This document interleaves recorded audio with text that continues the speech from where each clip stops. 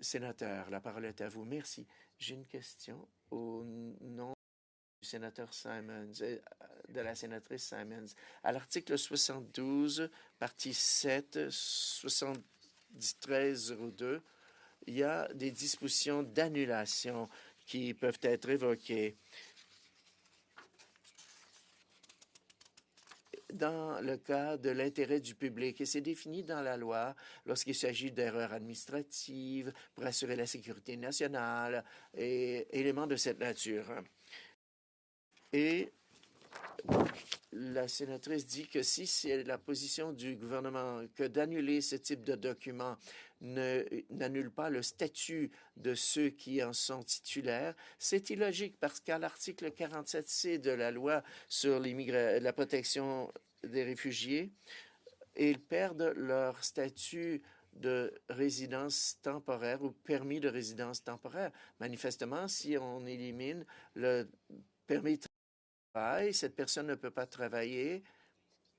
Donc, pouvez-vous éclaircir cette position, à savoir que d'éliminer le permis n'élimine pas le statut ou le statut de résidence du demandeur?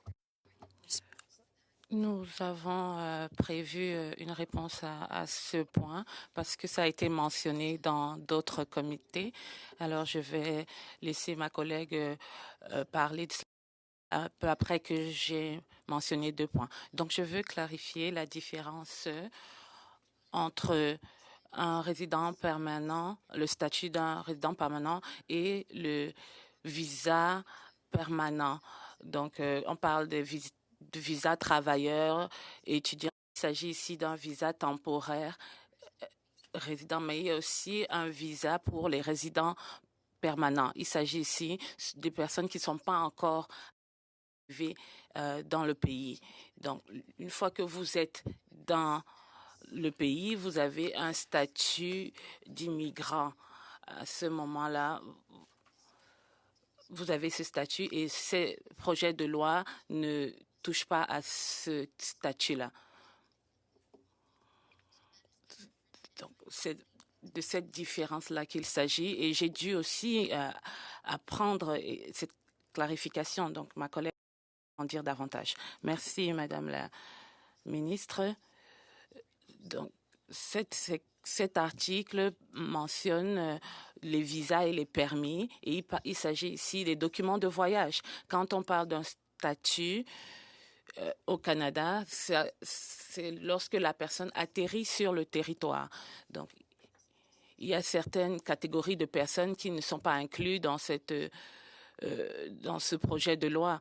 Donc, par exemple, s'il s'agit de la procédure d'asile, il s'agit des motifs demandes pour motifs de compassion, ils ne sont pas inclus dans cette démarche du projet de loi. La modification de ces visas, c'est juste pour les personnes qui voyagent. On a les éléments, par exemple, autour de la fraude.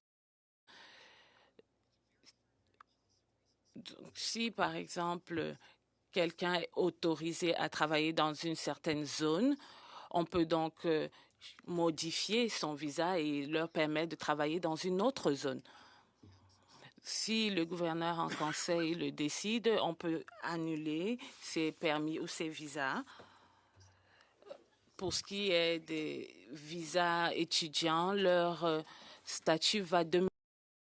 Donc, si vous voyagez hors du Canada, ils ne pourront probablement pas revenir sur le territoire. L'objectif n'est pas que ce soit punitif. Le gouverneur en conseil pourra le faire et on va avoir des éléments concernant comment ça va se faire. Mais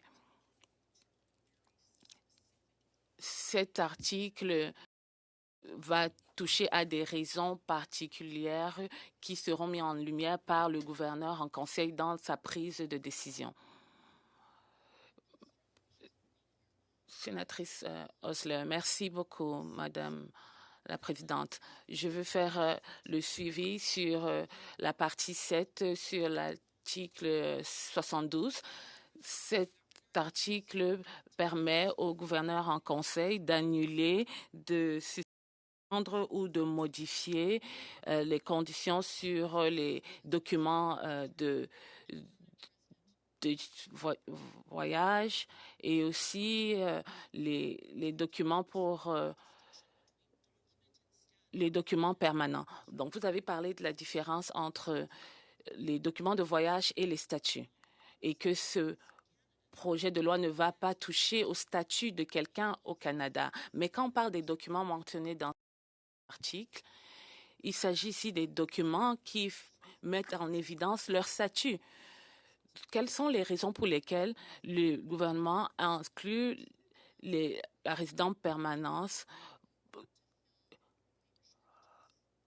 Il s'agit de personnes qui viennent ici au Canada pour couvrir des écarts, surtout en matière d'emploi.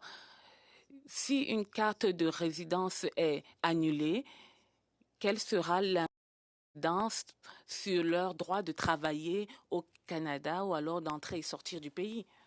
Merci.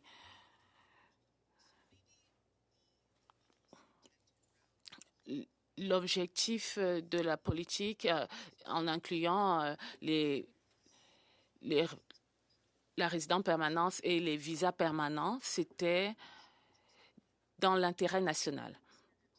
Le sénateur Dean l'a mentionné qu'il fallait. L'objectif, c'était vraiment la sécurité publique, éviter la fraude, entre autres, et la question de la santé publique. Prenons l'exemple de la pandémie. Nous n'avons pas l'opportunité d'empêcher des gens de faire des demandes pour venir au Canada. Donc, dans le contexte de la pandémie, les gens continuaient de soumettre des demandes pour venir au Canada et on n'avait pas la capacité à IRCC de faire le suivi de ces demandes parce que à cause de la situation. Et donc, on avait une grande pile de demandes et c'était aussi c'était pas en faveur de ces personnes qui étaient nombreuses à soumettre. Donc, cet article va permettre de mieux contrôler les éléments en matière de fraude et aussi s'il y a une mauvaise utilisation des visas. Donc, si on a connaissance d'un ensemble de visas qui sont accordés pour des mauvaises raisons, on pourra donc mettre fin à cette